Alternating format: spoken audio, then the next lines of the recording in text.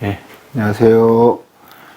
풍수와 건축 이야기 9번째 이야기입니다. 이번에는 지난번하고 좀 다르게 이제 풍수에 대해서 많이 말씀을 드렸어요. 지난주에는. 이번에는 사람들이 많이 지금 하고 계시고 또 원하고 있고 어떻게 보면 로망이라고 할 수 있는 귀농, 귀촌 또는 세컨하우스 이런 것을 많이들 원하시고 또 선호하시고 있습니다. 근데 사실 그 사람의 본질이라는 것은 어떻게 숨겨질 수도 있는 게 아닌 것 같아요. 그래서 나만의 공간 또 나만의 텃밭에서 뭔가를 하고 싶고 생산해내고 싶고 그리고 또 조용한 데 가서 나만의 뭔가를 만들고 싶은 그런 욕구가 있습니다. 그 사람이 추구하는 것은 그 누구나 갖고 있는 행복 추구권이라는 게 있기 때문에 그 행복 추구권이라는 것은 거창하게 볼 게 없어요. 내가 행복해질 수 있고 즐거워질 수 있는 권리가 있다는 얘기죠. 그래서 귀농하든 귀촌하든 세컨하우스를 내가 갖든 어찌 됐든지 간에 본인이 원하는 거를 하고자 하는데 하고 싶은데 방법을 잘 모르시는 거예요.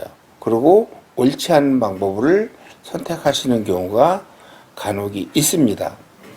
근데 이제 귀농을 하든 귀농이라는 것은 내가 직업을 바꾸는 거예요. 이전에도 말씀을 드렸는데 예를 들어서 사무원이 됐든 아니면은 자영업을 했든 식당을 했든 뭘 했든지 간에 농업으로 바꾸는 거예요. 귀농은 그러니까 직업을 바꾸는 거다고 보시면은 귀농이다 이렇게 보시면 되고, 귀촌은 사람이 도시 생활이 싫어서 시골에 와서 사는 것, 이렇게 보면은 귀농과 귀촌이 이제 조금 다른 걸 아시겠을 겁니다.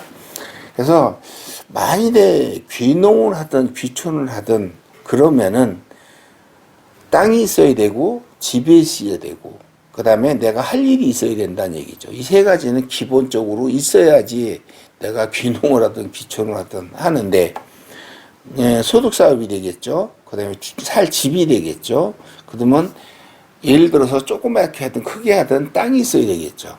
이 세 가지 요건을 충족을 시켜야 되는데, 요거 하려면은 제일 많이 드는 게 아마 땅값하고 집값일 겁니다. 그래서 이번에 시간에 말씀드릴 것은 귀농을 할 때 꼭 집을 지려고 하지 마시고, 집을 짓는 것보다는 그 가고자 하는 그 지역에 가서 빈집이죠. 농가주택, 빈 농가주택을 잘 활용하는 방법이 있습니다. 이것을 조금만 손봐서 이제 인테리어 리모델링을 한다 그러죠. 그래서 손을 조금만 보면은 사람이 얼마든지 편하게 생활할 수 있는 그런 공간이 만들어집니다. 조금 도시 생활하고 내가 살 때하고 조금 다르기 때문에 불편할 수 있어요. 그럼 감수해야 되겠죠. 근데 왜 사람들이 이런 게 있죠. 자그마한 집에서 소꿉장난 하듯이 이렇게 지금 지금 사는 거하고 다르게 아기자기하게, 왜 같은 라면을 먹더라도 집에서 먹는 라면하고 나가서 코펠에다 이렇게 반하에서 끓여서 먹는 라면은 맛이 달라요. 똑같은 라면인데도. 왜 그러냐면은 모든 게 환경이 좌지우지하기 때문에 그렇습니다. 그래서 귀농을 할 때 귀촌을 하든 귀농을 하든 어찌 세컨하우스를 갖고 싶든지 간에 이것을 꼭 내 거화 시키려고 하지 마시고 그걸 활용을 한다, 이용을 한다, 이렇게 생각을 갖는 게 저는 한 방법이 아닐까 이렇게 생각이 들고요. 만일에 대지를 구입을 한다, 대지를 구입을 해서 건축을 하고 그 다음에 그 준공검사를 맡아야 된다. 여러분들 좀 막막하실 거예요. 이러면은 땅을 사려면 어느 땅이 좋은지 모르고 건축을 하려면 누구한테 맡겨야 되고 내가 뭐 할 줄 모르는데 그러니까 중공검사 해야 된다. 중공검사 뭔데?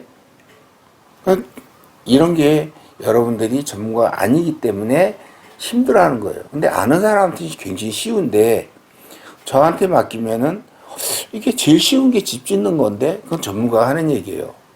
전문가들은 자기 하는 업에 자기 전문업이기 때문에 쉬운 거지만 처음 접하는 거는 어려울 수밖에 없습니다. 자, 그러면은 대지 구입에 대해서 먼저 말씀을 드릴 건데 처음에는 큰 땅을 사지 마시라는 거, 땅에 돈을 들이지 마시라는 얘기입니다. 그 다음에 큰 집이나 화려한 집, 보여지기 집 말고 내가 살 집, 내가 편안하게 쉴 집, 그러니까 평수를 크게 하지 말란 얘기예요. 집에 돈을 들이지 말란 얘기입니다. 그 다음에 그 건축을 하게 되면은 꼭 필수적으로 하는 게 사람이 필요한 게 살려면은 물이 필요하겠죠. 그러면 관정이 들어오는데면은 지하 상수도 연결하면 될 테고 아니면 지하수를 파야 되겠죠. 소공, 중공, 대공 이렇게 나옵니다. 근데 지역에 따라서 소공이 되는 지역이 있고 중공이 되는 지역이 있고 대공도 물이 안 나오는 지역이 있어요. 근데 소공 파도 물이 또 넘쳐나는 지역이 있고 그러니까 그게 그 땅 속을 알 수가 없기 때문에 근데 지역에 따라서 옆집에 딱 가서 물어봐서 그 지금 지하수 파서 쓰시는데 지하수 관정 미리가 몇 미리예요? 그러면 아 저희 소공입니다. 아니면 중공입니다. 대공입니다. 그럼 그 같은 그 치수로 관정을 파야 됩니다. 근데 옆집엔 대공을 파는데 난 소공을 파면 물이 안 나와요. 다 물이 글로 가기 때문에. 근데 옆집에 소공을 파는데 나 좋은 물 물라고 대공을 파면은 옆집에 있는 좋은 물을 다 끌어오는 거기 때문에 요걸 얻어 먹을 수가 있습니다. 그렇기 때문에 거기에 맞춰서 이제 물을 파야죠. 그 다음에 물을 팠으면은 정화조를 묻어야 되겠죠. 근데 그 오수관로가 있으면 오수관로 연결하면 돼요. 그냥 연결하면은 환경사업소에서 사업 승인을 내주면은 이제 공사하는 업체가 와서 연결해주고 중공검사에 받아줘요. 그런데 관로 유입 지역이 아닌 지역에서는 정화조를 묻어야 되겠죠. 근데 오수 정화조가 두 가지 종류가 있습니다. 그냥 오수 정화조, 그다음 오수 합병 정화조가 있습니다. 근데 이 둘 중에 하나를 묻어야 되는데 묻어가지고 이제 강변, 이제 수변구열이죠. 강변에서 강을 기준으로 했을 때 직선거리로 500m 이내면은 수변지역이라고 합니다. 수변지역에서는 10ppm, 그다음 수변지역이 아닌 곳에서는 20ppm이 정화조에서 정화를 거친 물이 방류해서 나갈 때 나오는 그 농도, 그러니까 오염 농도가 20ppm을 넘으면 안 되고 수변지역에서는 10ppm을 넘으면 안 된다는 기준이 있습니다. 그래서 정화조가 해결이 되면은 마지막으로 이제 세 번째가 있는데 전기. 전기는 기본적으로 마지막 전주에서 직선거리를 200m까지는 한전에서 무료로 해줘요. 근데 200m가 넘어가고 260m가 된다, 270m가 된다, 300m가 된다, 나머지 구간 전봇대 시물적마다 한전에다 전주값을 내야 됩니다. 그렇기 때문에 땅을 살 적에도 마지막 전주에서 200m 안에 있느냐 아니면 밖에 있는데 몇 m나 떨어지냐에 따라서 전기 관로 유입하는 게 쉬울 수도 있고 어려워질 수도 있다. 요거를 좀 알아주셨으면 좋을 것 같고, 그 다음에 이제 가스 보일러 쓰든 가스 난로를 쓰든 아니면 가스 이제 렌지라 그러죠. 가스 렌지 쓰든 간에 LPG 가스 통이 달리게 되면은 가스 준공 필증이 필요합니다. 가스 준공 필증이 꼭 필요하고, 그 가스 준공 필증은 그 가스 시공업체에서 해주니까 준공 필증을 꼭 같이 받으셔야 됩니다.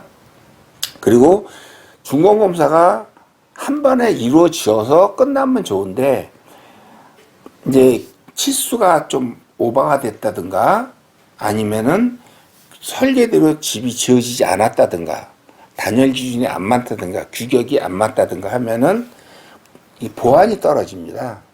보안이 떨어지면은 그 보안 떨어진 거에 대한 것을 충족하는 공사를 하고 나서 그걸 증빙 자료를 첨부해서 줘야지 중공공사 한 번 더 나오는 거죠. 그 시간이 또 3주 걸립니다. 보안이 한 번, 두 번, 세 번 자꾸 떨어지다 보면 더 힘들어지고 돈이 더 많이 들어가는 거예요. 그러니까 이런 거를 사전에 공부를 좀 하시는 게 좀 좋지 않을까 생각이 들고요. 그 다음에 이제 지역에 따른 건축 자재, 선별법을 좀 말씀을 드릴 건데, 예를 들어서 이제 서울하고 봤을 적에 서울에서 저도 서울 생활을 하다가 제가 99년도에 여기 내려왔으니까는 한 22년 정도 됐겠죠. 저도 이제 귀농을 한 거죠. 그러니까 업은 다른데, 그러니까 서울살이 하다가 내려온 사람이기 때문에 업을 바꾼 거니까 귀농이 맞을 겁니다. 근데 하고 나서 귀농을 하고 나서 여러 가지 일을 연구를 해보고 일도 해봤어요. 제가 원래 배운 게 건축이었기 때문에 건축학과를 나와서 건축을 했기 때문에 건축이 가장 쉽더라고요. 배운 게 도둑질이라고 그런 말이 있습니다. 건축을 하게 됐고 여태까지 하고 있습니다만 근데 왜 이 자재 선택을 신중하게 지역별로 해야 되냐면은 지역별마다 기온 차이라든가 강우량, 바람이 센 곳 다 틀립니다. 이게 강원도 산간으로 가면은 바람이 엄청 세요. 그런데 양평 지역은 구름 지역이고 강을 옆에 끼고 있기 때문에 굉장히 춥습니다. 단열이 더 잘 돼야 되겠죠. 서울 같은 데는 서울하고 가까운 지역 같은 데는 단열 기준이 그렇게 중부 지역이 일권역은 맞는데 사방에 산으로 도시로 건물로 막혀 있기 때문에 그렇게 추운 줄 몰라요. 골바람은 있어요. 건물과 건물 사이에 골바람은 있는데 거기를 지나고 나머지에는 그렇게 춥질 않습니다. 기온 차이가 서울하고 여기에서 서울이 영하 5도면은 여기는 영하 한 7도. 그다음에 강원도 홍천 같은 영하 한 9도. 그다음에 거기서 더 지나가서 인제, 양양, 속초로 가면은 영하 한 12, 3도 이렇게 추워집니다. 왜 그러냐면은 그 지역별 따른 그 기온 차이가 있다는 겁니다. 그리고 온도 차이도 있고 습기 차이도 있습니다. 그래서 건축 자재를 선택을 할 적에 강 옆에는 될 수 있으면은 ALC나 습을 많이 먹는, 그러니까 목구조인데 외부를 목구조로 한다든가 내부를 목구조로 하면 안 됩니다. 이런 데는. 그 다음에 이제 바람이 센 곳에는 외장을 씌우는 것, 덮는 걸로 하면 안 돼요. 강풍에 날아가죠. 아마 2011년도인가 그때쯤에 바람이 엄청나게 세게 불었어요. 그 동일본 지진 날 때 그때쯤일 겁니다. 강릉 속초에서 컨테이너가 그 36짜리 컨테이너가 굉장히 이제 무겁죠. 1톤이 넘는데 그 바람 때문에 대굴대굴 굴러가는 걸 제가 눈으로 실제로 봤어요. 바람이 그렇게 셉니다. 바람이 센데 거기에다가 뭐 붙이는 자재를 예를 들어서 뭐 지금 사이딩인데 비닐 사이딩 또는 그 베벨 사이딩이라든가 싱글 이런 거 같은 걸 쓰면은 바람의 영향이 치면은 거치고 날아가 버립니다. 걷잡을 수가 없어요. 이거는 사람이 힘으로 잡을 수가 있는 게 아니기 때문에 이런 거는 자재를 좀 조심해서 쓰셔야 될 것 같고요. 그 다음에 저수지 주변, 강 주변에는 가급적이면은 세라믹 종류나 아니면은 스톤 종류, 또는 미장 같은 걸 하는 게 좋습니다. 자재가 이제 내부재가 있고 외부재가 있고 주재가 있는데 골조가 뭐가 됐든 시멘트가 됐든 목조가 됐든 철골조가 됐든 구조재는 속에 들어가 있기 때문에 안 보이는 거예요. 근데 겉에 속으로 보이는 거는 안에서 곰팡이가 피면 보이죠? 밖에서 습기가 끼고 이슬이 맺히 성에가 맥히고 곰팡이가 피면 보이죠? 똑같습니다. 그렇기 때문에 바람이 너무 센 곳도 아니면서 그 다음에 음습하지도 않고 또 해풍의 영향, 바닷가일 경우에 해풍의 영향을 덜 받는 곳 이런 데로 선택을 하시되 이 자재를 잘 선택하셔야 된다는 거, 이런 거 좀 공부를, 이게 유튜브나 이런 건축에 대해서 내가 집을 짓는다고 생각해서 공부를 하시면은 쉽게 알 수 있는 거니까 공부 좀 하시는 게 좋을 것 같고요. 지난주에도, 그 지난주에도 말씀을 누차 드렸어요. 농막에 대해서. 농막을 구입을 하시는데 용도에 맞는 농막을 구입하시라는 겁니다. 이 용도가 무슨 용도로 쓸지 용도에 맞는 걸 써야 되는데, 단지 농기계만 딱 집어넣을 것 같으면은 화려하고 비싼 거 필요 없어요. 그냥 컨테이너 하면 돼요. 그런데 거기서 주거를 할 목적이 있다, 잠을 잔다 라고 생각을 하면은 그런 걸 쓰면 안 되죠. 자서는 안 되고. 쉽게 생각을 해서 컨테이너에다가 밖에 기온이 영하 5도인데 컨테이너 안에 온도가 5도이면은 온도가 같겠죠. 근데 그거보다 더 춥습니다. 그리고 여름에는 밖에 기온이 30도인데 컨테이너 안에 온도는 45도 갑니다. 왜 그럴까요? 컨테이너 밖에 쳐져 있는 게 철판이에요. 전도가 되는, 열이든 냉기든 전도를 시키는 게 철판이기 때문에 용도에 맞는 것을 구입하는 게 좋다. 그리고 요즘 농막이 참 대세를 이루고 디자인도 이쁘고 여러 군데서 만드는데, 뭐 가격도 뭐 900만 원대, 뭐 600만 원대에서부터 해가지고 뭐 비싼 거는 뭐 5천만 원, 7천만 원대도 있어요. 6천만 원대 뭐 이런 거 많이 있는데, 글쎄요, 저는 일단 농막은 농막다워야 되는데 농막이 너무 화려해서도 안 되고, 그렇다고 해서 너무 그 농막도 잠깐 들어가서 쉬고 잠도 잘 수 있고 밥도 해 먹을 수 있고, 또 농사 지러 왔는데 또 이렇게 고기도 구워 먹고 이래야 되는데 단순히 컨테이너 놓고 하기에는 조금 그럴 수가 있기 때문에 그 질을 좀, 주거용이라면 질을 조금 높여야 되고, 진짜 단순히 농기계 집으로 농사만 질 목적이라면 그렇게 화려하고 비싼 거 필요 없이 그냥 컨테이너만 놓으시면 되는데, 요새 흔히들 긴가에 많이 보고 걷고 유튜브 딱 열면은 농막에 대해서 많이 나오는데, 내용을 잘 볼 줄 알아야 돼요. 이 내용이, 그러니까 겉에는 화려한데 실제 내용, 그 퀄리티가 많이 떨어지는 것들이 많이 있습니다. 이런 거를 좀 잘 보셔야 돼요.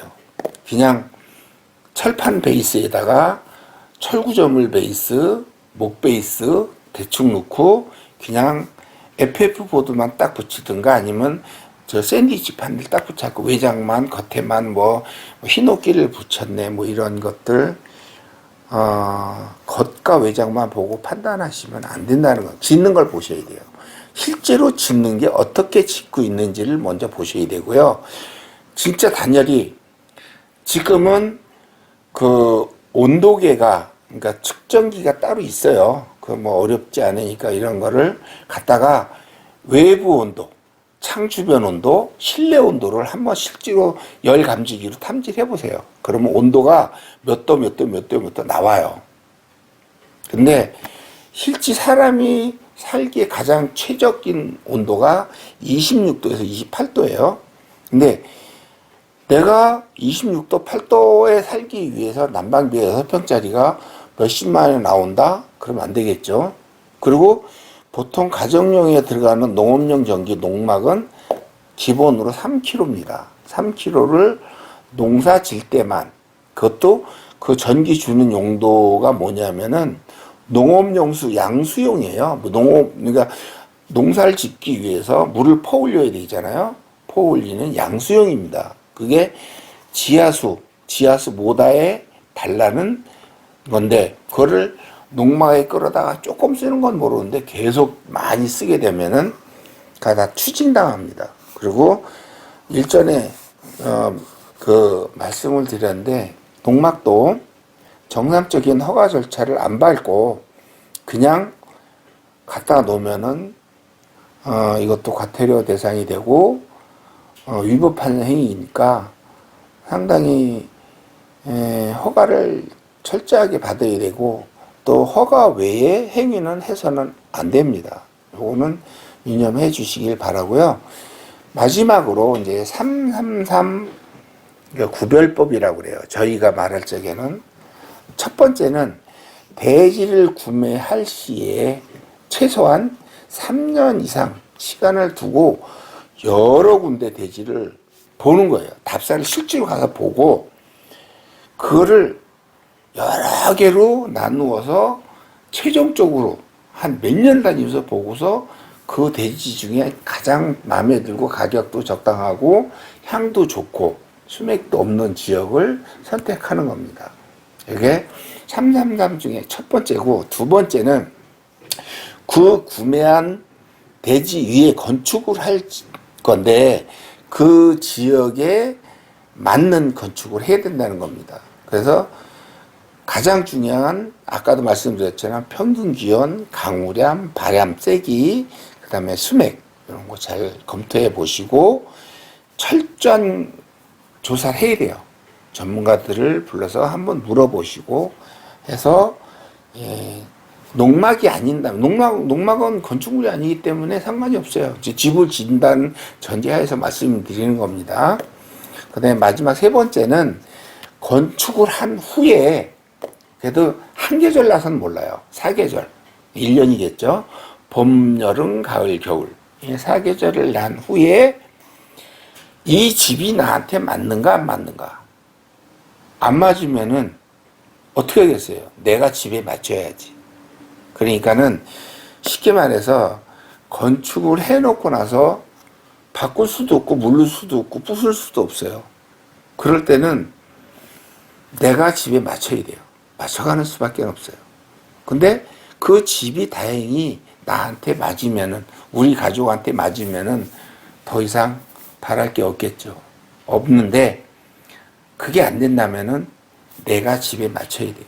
그리고 이게 나쁘면은 그거를 보완하고, 이게 부족하면 이걸 또 보완하고, 이러면서 살아가면서 조금씩 보완해 나가야 되는 겁니다. 그래서 건축과 풍수라는 것, 풍수와 또 인테리어에 대한 것, 이런 것은 답이 없습니다. 왜냐하면 똑같은 집이었고 똑같은 땅이었고 똑같은 그 형태의 디자인이 없기 때문에 이게 정답이라고 말씀을 드릴 수가 없어요. 그러니까 정답을 드릴 수가 없다는 것은 쉽게 말해서 똑같은 성향도 틀리고 그러니까 백인, 백색, 천인, 천색이라는데 사람이 틀리듯이 집도 땅도 다 틀리다는 얘기죠. 근데 이게 좋습니다 라고 했을 때 그 사람이 좋은 것인지 내가 좋은 것인지, 저 사람이 나쁜데 난 좋을 수가 있고 내가 좋은데 저 사람이 나쁠 수도 있는 거예요. 땅이라는 게 그렇습니다. 건축도 마찬가지예요. 그래서 건축은 신중하게 해야 되고 많이 공부를, 발품을 팔면서 공부를 해야 된다는 거, 이런 거 좀 알아두셨으면 좋을 것 같고요.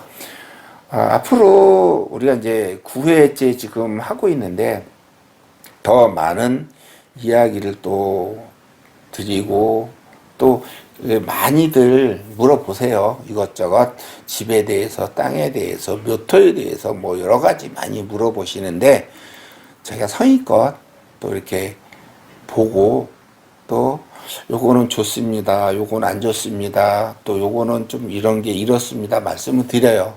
그런데 그게 실질적으로 도움이 되기를 저는 바랍니다. 저는 아무런 사심이 없이 욕심이 없이 하는 거고 이런 뭐 유튜브 뭐 알림이나 설정해 주세요 이런 거 아닙니다. 그렇기 때문에 살아가는데 조금이라도 도움을 드리고자 하는 그런 순수한 마음이니까 여러분들이 개별적으로 또 궁금한 게 많으실 거예요. 제가 하는 말을 보다는 여러분들이 궁금한 게 더 많으실 거예요. 그런 거는 언제든지 한번 물어봐 주시면은 제가 성의껏 아는 데까지 답변을 드리고 도움을 드리도록 하겠습니다. 오늘은 짧은 시간이었지만 유익한 시간이 되었길 바라고요. 또 다음 시간에 뵙도록 하겠습니다. 감사합니다.